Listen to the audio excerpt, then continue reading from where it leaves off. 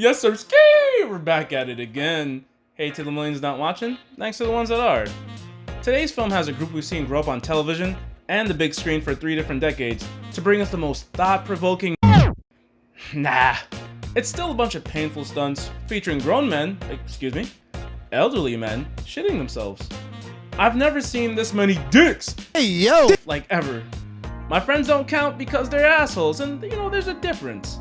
They don't get paid to fuck with me. They like doing that shit for free. Johnny Knoxville, welcome to Jackass! Jackass Forever sees a silver-haired Johnny Knoxville returning to lead the band of misfits to insanely hurtful, gross, and hilarious stunts. You see Steve-O, Chris Pontius, Danger Eheren, Dave Englund, Weeman, Preston, Lacey killing themselves for your entertainment. There's also the new generation of jackasses with Loader Squad Jasper, comedian Rachel Wolfson, YouTuber influenced Zach, and the one who fits most with the OG cast, Poopsies. The movie had me laughing constantly for an hour and a half straight. I almost thought I was about to crap myself like Preston. You would think because they're older that they wouldn't go as hard, but nah, they doubled down. This movie features some of the series' most hardcore stunts to date. I had my hand over my mouth the entire runtime, not only because some lady decided to bring her sick ass to the theater, but also from what I was seeing on the screen. Eheren was the MVP of this movie, doing a ton of stunts that definitely removed the title of Dad from his future. Sack Exploder, the definitive edition, is out for pre-order, and Eheren owns the only copy. He does most of the stunts in the movie where nobody asks, "Are you okay?" because clearly he is all types of messed up. My favorite part of the film is the little nuances these guys have after knowing each other for so long. Like avoiding the first wave of a prank, only to get got on the third wave because it was already over once they entered the room. You also notice these guys have grown because there's not much footage of them here actively messing with each other. The Jackass set is notorious for being a war zone, where you're not safe 24/7, and here is more like, skirmishes. One of the biggest little nuances to pick up on is in another B skit, which sees fresh meat Poopsies running around while the vet Englund stays calm, not moving a muscle. PTSD is how we teach the youth. Vote Bees for president. This made me laugh even harder knowing that young Englund would have been running around with Poopsies. The younger cast doesn't have a lot of segments that are star making outside of Poopsies, but they're no doubt welcome additions, The first lady of Jackass, Rachel, has a pain tolerance that Steve-O surprisingly couldn't even match. Zach is a quiet fanboy that could take a whooping, and I still want to see what he does next in the franchise's future.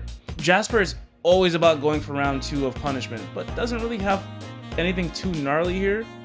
The most glaring things the new cast lacks is the chemistry, presence, and banter that the old asses use to make average segments into gold. You don't get the funny spur-of-the-moment one-liners that Pontius or Knoxville would throw out randomly in a scene that really brings it to that next level. Right. I told Eheren it was a lightweight. I didn't tell him it was a heavyweight. That's not a lightweight. What are you guys talking about? What the? To be fair, the old crew had years of multiple shows and movies to develop that, so it's not really their fault. The young asses still bring their own unique quirks to the table.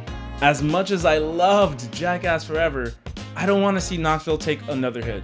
There's a scary scene where he gets demolished by a bull, and hearing about it leading up to the release really didn't do it justice. Knoxville and Steve-O do some hardcore stuff here that their younger counterparts would have instantly gotten up from, while their 2022 versions lie motionless.